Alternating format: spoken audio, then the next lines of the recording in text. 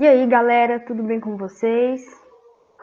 Aula passada a gente estava falando sobre os caminhos da independência e hoje a gente vai abordar dois temas para dar uma adiantada na matéria. O primeiro, reinado, que vai de 1822 a 1831, e o período regencial, que vai de 1831 a 1840.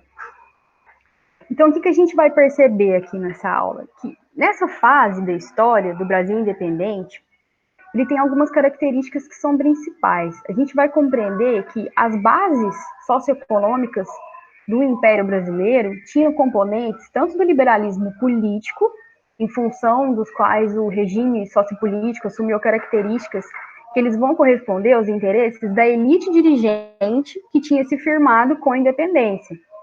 E ainda também, a gente vai ver que a organização econômica, ela continua assentada na agricultura de exportação, que foi um dos fatores determinantes da persistência de características da época colonial. Então, vocês lembram que no comecinho a gente falou do Brasil colônia, que tinham as grandes plantações de monocultura. Isso, ao longo do tempo, é uma coisa que não vai mudar, não vai sofrer grandes transformações. Então, vamos lá. O primeiro reinado, como eu disse, de 1822 a 1831, ele vai corresponder ao primeiro período da monarquia instalada no Brasil. Esse período em que o Brasil foi governado pelo Dom Pedro I, e aí depois, posteriormente, ele vai deixar o trono em favor do filho dele. Como a gente viu também anteriormente, a independência do Brasil, ela foi colocada em prática pelas elites dominantes, que elas estavam muito mais preocupadas com o fortalecimento político e social delas mesmas do que com a melhoria de condição social das camadas populares, do povo mesmo, né? E com essa declaração da independência, algumas províncias elas não aceitam muito bem essa ideia de se desligar do governo português. Então houve resistência na Bahia, no Piauí, no Maranhão, no Pará, na província de Cisplatina, que é a região sul. E assim vão acontecer guerras de independência entre brasileiros e portugueses. O governo brasileiro ele se organizou militarmente e pelo uso de armas ele impôs ao Maranhão e ao Pará a aceitação da independência e da unidade territorial do Império. Essa figura que eu estou trazendo para vocês aqui é a figura da bandeira imperial do Brasil, que ela foi utilizada de 1822 até 1889. Bom, e aí o que aconteceu? Depois de ter rolado a independência, a gente precisava se organizar, né? E essa transição, gente, do regime colonial para o regime monárquico, ela foi relativamente tranquila aqui no Brasil. Porque, embora a gente estivesse se separando de Portugal, a nova nação estava colocando no trono um rei que era português. Então, assim, saímos do espeto, caímos na brasa, né? E apesar de termos virado independentes, a gente continuou com um rei português aqui no Brasil. Então, depois da independência, o Brasil estava precisando, lógico, né, de uma constituição, um conjunto de regras que organizasse a vida aqui no país. E aí foi exatamente isso que o Dom Pedro I faz. Ele organiza um grupo de deputados para que eles elaborem essas novas leis. Esse conjunto de deputados a gente chama de Assembleia Constituinte, e vão rolar outras ao longo da nossa história, a gente vai ver mais para frente. Em 1823, a Assembleia ela se reúne e logo assim, no início dos trabalhos, já começaram a rolar as tretas, já começaram a rolar as divergências. O maior problema político que a gente tinha na época era relacionado ao conflito entre os deputados conservadores e os radicais que estavam na Assembleia Constituinte. Eles foram eleitos para elaborar essa primeira Constituição do país que estava nascendo, né, do nosso país, do Brasil. E por que que isso aconteceu? O tema mais polêmico, ele estava em torno do poder monárquico. Por quê? Tinha um grupo que defendia o Dom Pedro I e tinha outro grupo que estava defendendo o Partido Brasileiro, que defendia a criação de uma Constituição que fosse soberana. Essa ideia de uma Constituição, ela era muito boa, assim, né, de uma Assembleia Constituinte. Por quê? Cada deputado, ele podia trazer os interesses de um pedacinho do povo brasileiro. Então, o que isso quer dizer? Cada deputado, de onde ele vem, da região que ele vem, ele traz um pouquinho dos interesses daquela região que ele está representando. Só que, infelizmente, não foi isso que animou muito o imperador, não. E ele acabou fechando a Assembleia e prendendo vários deputados. E aí, o que ele faz? Em seguida, ele delega o Conselho de Estado, formado por 10 membros, e elabora um novo texto constitucional. Esse documento, aprovado pelo Pedro I, foi apresentado para a nação como a primeira Constituição do Brasil, outorgada, ou seja, imposta por meio de um decreto imperial. Essa é uma diferença que a gente tem que saber, tá? Que essa nossa primeira Constituição, de 1824, foi uma Constituição outorgada, imposta por meio de um decreto. E quais que eram as características dessa Constituição de 1824? O sistema de governo do país passou a ser uma monarquia constitucional, hereditária, vitalícia e representativa. O que significa cada termo desse? Vamos esmiuçar.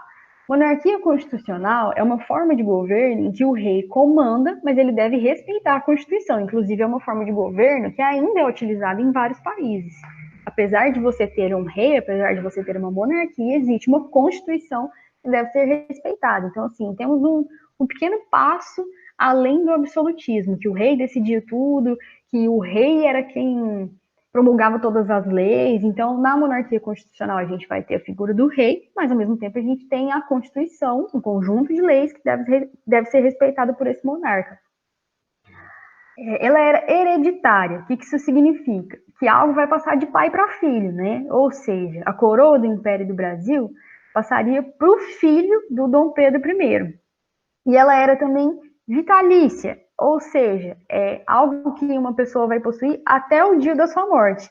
Então significa que em uma monarquia, como foi a do Brasil, o rei ia governar até o fim de seus dias, independente das pessoas não estarem satisfeitas, independente da população não estar satisfeita, independente do parlamento não estar satisfeito, o rei é quem vai exercer o poder até a sua morte. E o país ele foi dividido politicamente em províncias. E essas províncias elas eram governadas por presidentes nomeados pelo próprio imperador. Houve também uma divisão do poder em 4 âmbitos. O que a gente nota de diferente aqui?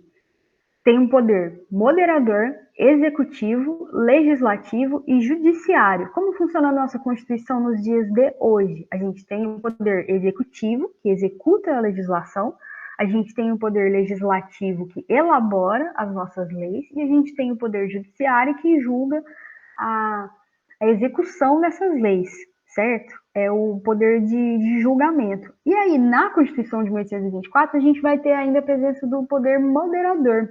E o que era esse poder moderador? Nada mais, nada menos do que mais um poder na mão do próprio rei, porque ele executava o poder moderador junto com os seus conselheiros.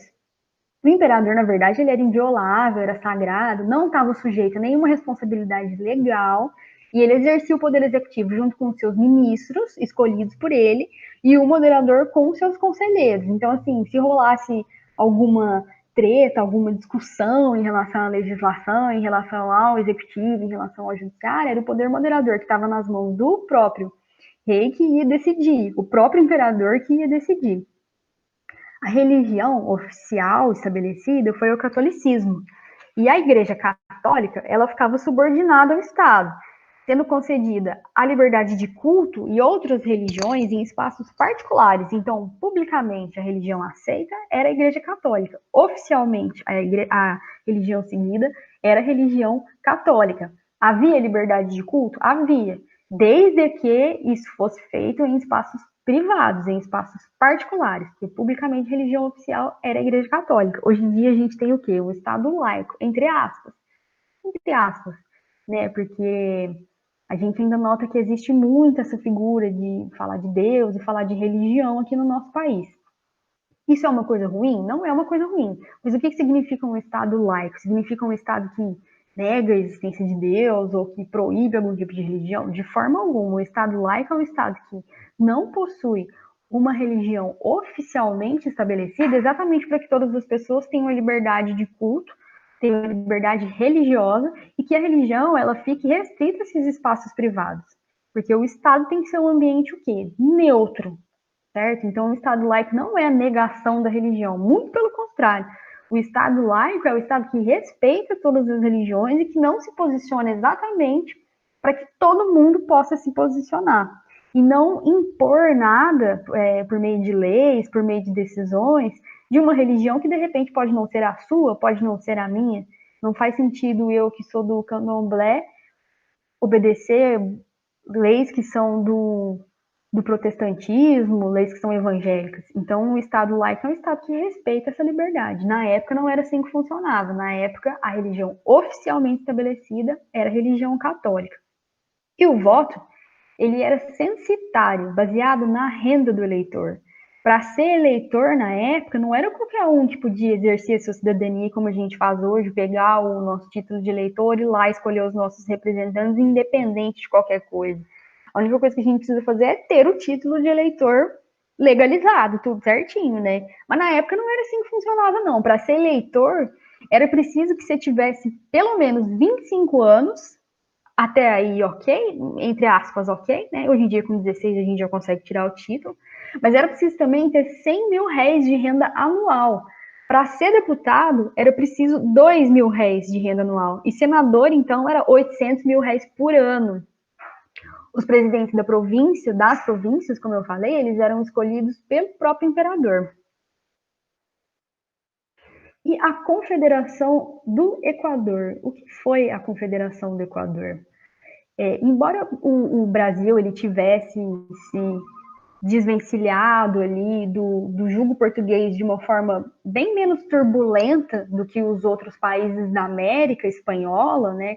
A passagem desse período colonial para o regime monárquico, ela foi feita de uma maneira relativamente pacífica, não só porque o país colocou no trono um rei português, mas acima de tudo, porque essa nova ordem ela tratou de manter intocados os privilégios das elites, inclusive e principalmente em relação à escravidão. Então, além de permanecer como a única monarquia do continente, o Brasil também vai se tornar o único país independente da América do Sul cuja economia vai se basear ainda no trabalho escravo. Nossa, que péssimo isso para nós, né? Então, assim, foi um período um tanto quanto conturbado. No dia 2 de julho de 1824, mais ou menos um ano depois da consolidação da independência na Bahia, vai explodir em Pernambuco uma revolução separatista, que ela pode ser considerada assim como uma espécie de premier das várias revoltas regionais que vão acabar rolando no Brasil durante a regência. Essa Confederação do Equador foi um movimento republicano, abolicionista, urbano e popular. Ele vai eclodir numa reação ao fechamento da Assembleia Constituinte do Rio de Janeiro, em protesto também contra a pequena autonomia que era dada às províncias. E a enorme quantidade de poder que estava concentrada nas mãos do imperador, do Dom Pedro I, pela Constituição de março de 1824. Então, eles contavam, ou pelo menos eles julgavam contar, né, com o apoio da Paraíba, do Rio Grande do Norte, do Ceará, do Piauí e do Pará. E o líder foi o Manuel de Carvalho Paes de Andrade. E o que acontece? Em 11 de setembro de 1824, Recife vai ser invadida. E os rebeldes eles vão ter que se render menos de uma semana depois dessa invasão. O Paes de Andrade ele acaba fugindo para a Europa.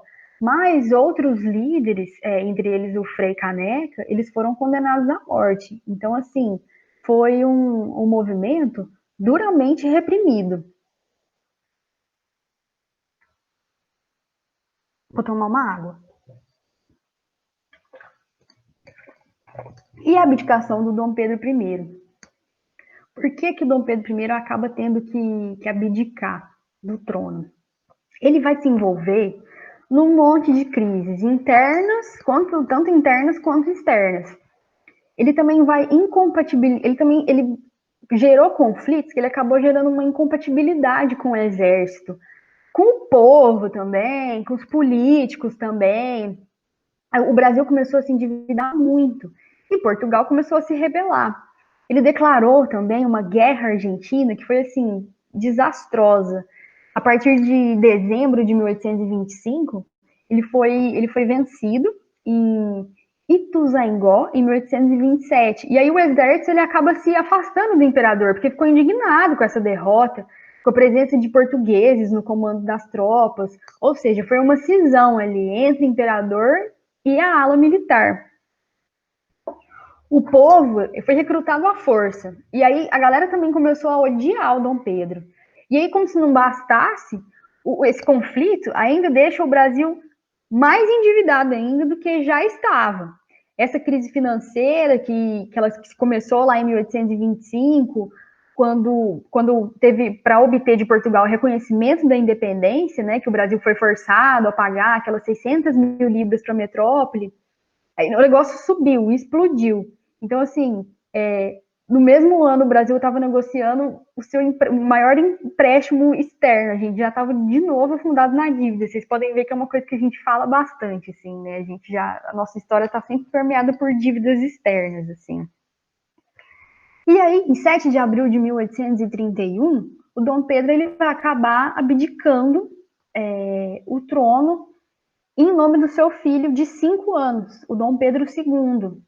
E quando Dom Pedro abdica, a maioria dos senadores e dos deputados sequer foi avisada, porque o parlamento estava de férias, então a galera não ficou sabendo desse rolê direito. Aí o que ele faz? Ele vai nomear o José Bonifácio como tutor da criança. Aí, assim, o Dom Pedro ele ainda volta para Portugal, aí ele participa de uma guerra lá, ainda derruba o irmão dele, que era o Dom Miguel, que estava aliado dos absolutistas e estava usurpando do trono. E aí ele morre lá com 36 anos, tem aquela figura mítica, né, do Dom Pedro, que era um cara mulherengo, aventureiro, enfim, um cara que gostava, que era um bom vivant, assim, né. Mas, assim, há historiadores que apontam que, apesar de tudo, ele foi dos males o menos pior, assim, do que poderia ter acontecido no país, porque, apesar de tudo, ele ainda conseguiu dar uma certa continuidade para a nossa história e ainda promover algumas melhorias, ainda que não muitas, aqui no nosso país, certo? Só que ele vai morrer assim, um tanto quanto esquecido. Aqui no Brasil, a morte dele não vai ser tão noticiada assim, até porque estava rolando tanta treta aqui, mas tanta treta, que ele foi assim, a morte dele passa desapercebida. E aí, depois disso, vem o período regencial, que é de 1831 a 1840. Isso é uma fase que ela está ali entre o primeiro reinado, de 1822 a 1831, e o segundo reinado, de 1840 a 1889. Quem assume o poder nesse período é a aristocracia agrária. Rolou também a consolidação do Estado Nacional Brasileiro. E rolou também uma identificação sobre alguns aspectos da forma republicana, mas nem tanto assim, certo?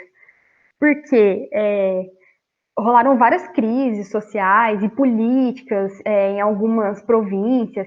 São Paulo, Rio de Janeiro, Minas Gerais vão se destacar como as províncias mais importantes. O período regencial ele vai durar, como vocês podem ver ali, né, mais ou menos uma década, então de 1831 até 1840.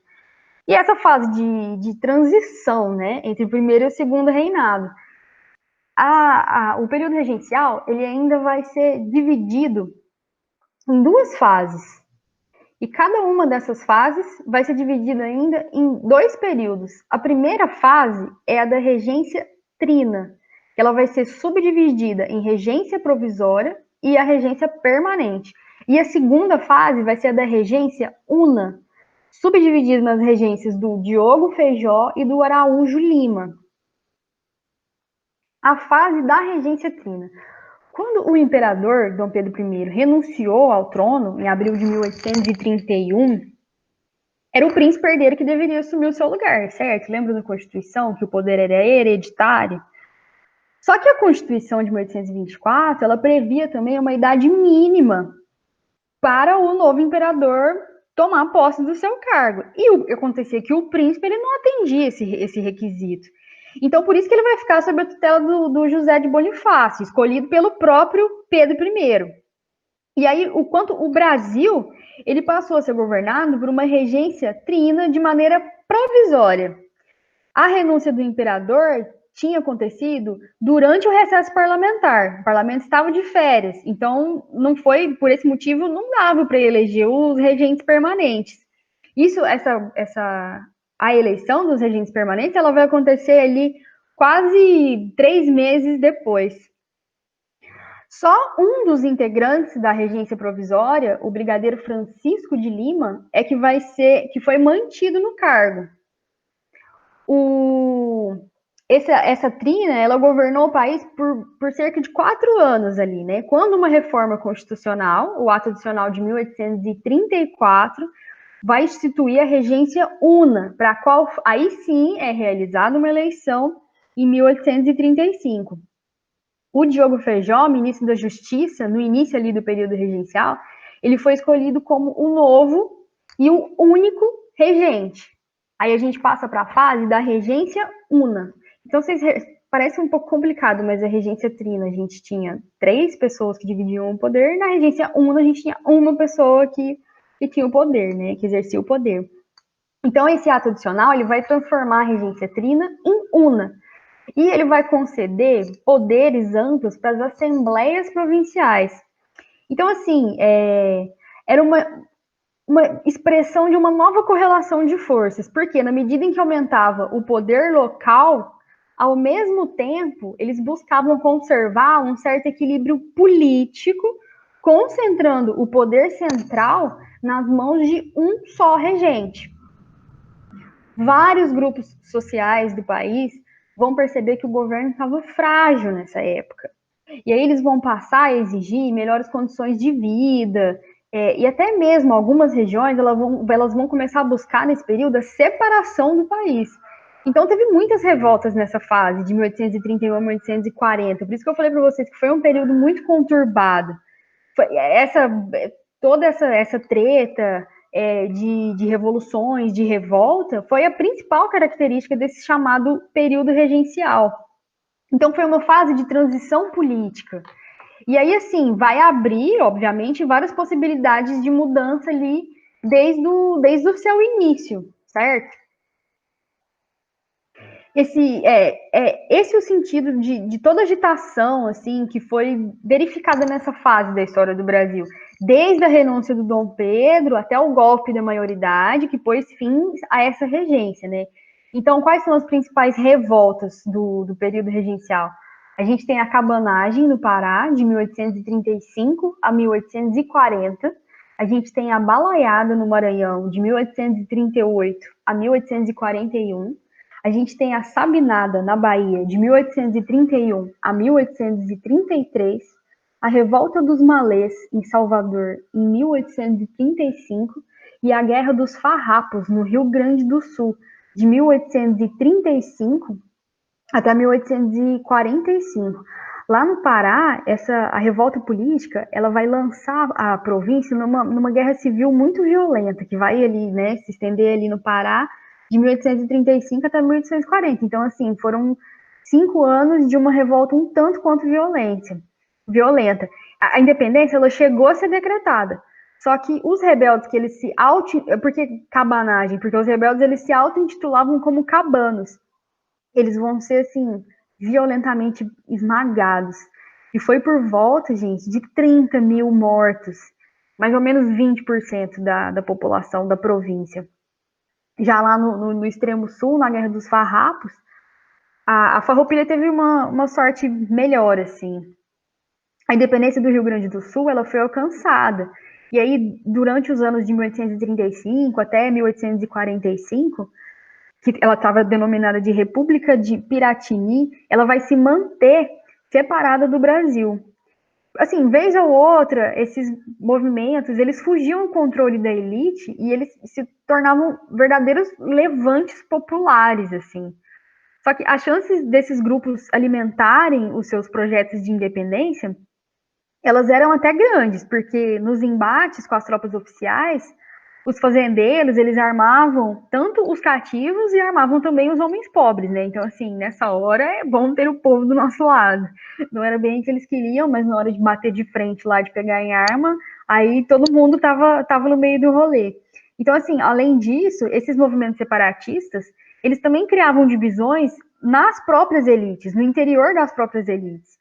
Aí, como era o caso dos liberais exaltados, que se contrapunham aos grupos que eles estavam querendo se alinhar ao governo regencial. Então, essa divisão entre senhores, ela dava mais eficácia ainda aos movimentos de contestação escravista, arriscando ainda mais o sistema sucumbir em razão dessa luta de classes. Essa possibilidade, ela foi registrada em 1835, quando rolou a descoberta de planos de um levante de escravos muçulmanos lá em Salvador. O detalhe da revolta de Malês. Os cativos, eles estavam pretendendo matar todos os brancos e decretar uma monarquia islâmica na Bahia. O Maranhão também, né, apresentou esse movimento rebelde com características populares. O Maranhão aqui iniciou em 1838. Entre as elites, essa revolta acabou escapando do controle das elites. Então, entre as elites, eles acabaram perdendo ali o timing do rolê. Por quê? Porque passou a ser liderado por um escravo fugido e por um fazedor de balaios, que são aqueles cestos produzidos com tala de palmeira ou de cipó. Então, a balaiada, ela chegou a reunir um exército de mais ou menos 11 mil revoltosos, espalhados, assim, para o terror das elites maranhenses, né, e das províncias vizinhas. E nesse contexto de risco dos pobres escravos assumirem o controle do poder, reproduzindo em grande escala aquilo que tinha acontecido, por exemplo, no Haiti, no final do século XVIII, entre 1837 e 1840, começa a se articular o retorno desses mecanismos de centralização do primeiro reinado. Para quê? Para tentar, de alguma forma, conter, né, essas ações locais. Então, embora, assim, tenham existido diferenças significativas entre cada um desses movimentos, todos eles vão demonstrar de que forma as incertezas trazidas com a regências, elas foram aproveitadas para explicitar a luta pelo poder e por melhores condições de vida. Então, todas as revoltas importantes, elas ocorreram no Brasil após 1834. Talvez indicando o quê? Que a divisão do poder com as províncias é isso que talvez tenha ajudado a alimentar esse desejo por mudança, porque cada localidade ali começou a lidar de uma forma mais específica com seus problemas. Então, isso que teria incitado, né, esse desejo por mudança. A maior parte desses movimentos sociais tinha um caráter popular, embora as classes médias e as elites também tenham se colocado contrários ao governo regencial. Aí o período regencial, ele vai chegar ao fim com o chamado golpe da maioridade. O que foi esse golpe da maioridade? De acordo com a Constituição, ainda com a Constituição de 1824, o herdeiro do trono, ele só ia poder assumir o governo com 18 anos de idade. Aí acontece que os liberais, o que eles vão fazer? Eles antecipam a maioridade do Dom Pedro I e ele vai ser conduzido para o poder no ano de 1840. Esse fracasso do governo regencial, ele vai ficar evidenciado ali, né, nessas revoltas sociais de caráter separatista que estavam acontecendo em algumas províncias do Brasil. Então, as elites, elas perceberam essa necessidade urgente, assim, de restabelecer a ordem, de garantir um novo rumo político para o país. Aí o período regencial ele vai ter que acabar chegando ao fim, certo? Com o golpe da maioridade. E a partir daí, de 1840, que a gente vai dar início ao segundo reinado. E aí, para a gente não se estender muito mais, que eu acho que já foi bastante conteúdo, eu fico por aqui e a gente conversa sobre o segundo reinado na próxima aula. Beleza, galera? Espero que vocês tenham gostado. Um abraço para todos e até a próxima.